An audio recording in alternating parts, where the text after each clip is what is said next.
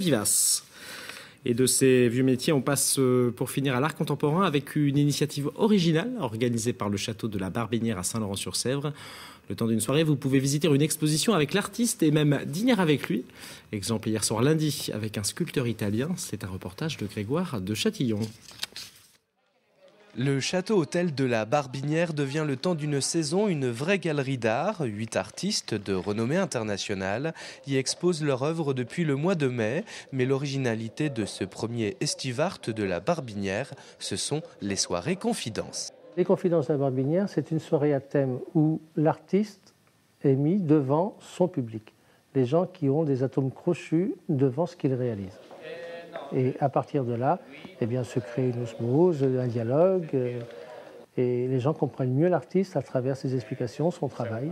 Hier soir, c'était au tour du grand sculpteur italien Leonardo Lucci de présenter ses œuvres et de parler de son travail. C'est important pour moi d'avoir une rencontre avec pas les clients, mais les amis qui aiment mon travail parce que c'est tout pour moi. Pour Leonardo Lucci, l'idée de départ, la vision de l'œuvre est primordiale. La technique, même si elle est complexe, est un moyen d'accorder le geste à la pensée. La chose plus importante, c'est l'idée avant. C'est la sensation qu'un artiste doit donner à sa sculpture. Mais c'est très important la technique parce qu'à travers la technique, on peut réaliser tout ce que je pense, tout ce que j'ai dans le cœur. Et c'est important que ce que j'ai entre mon cœur doit arriver au public. Le sculpteur rend hommage à la femme, à l'amour, à la grâce et à la légèreté, mais aussi aux chevaux pour leur puissance.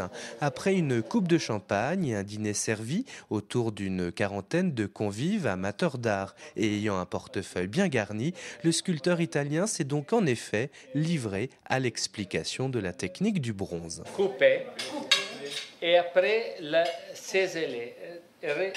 Processus de la fonte, moulage, cuisson, refroidissement, toutes les étapes sont passées en revue et en toute intimité devant un parterre de collectionneurs qui, pour certains, repartiront peut-être avec un Leonardo Lucci à la maison.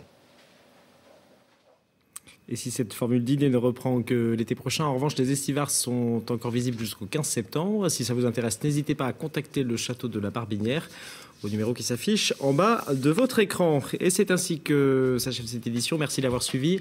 Tout de suite, la météo de mercredi, avec, vous le voyez, encore beaucoup d'averses le matin et même des risques d'orage. Dans l'après-midi, le temps devrait toutefois se calmer et des éclaircies sont même attendues.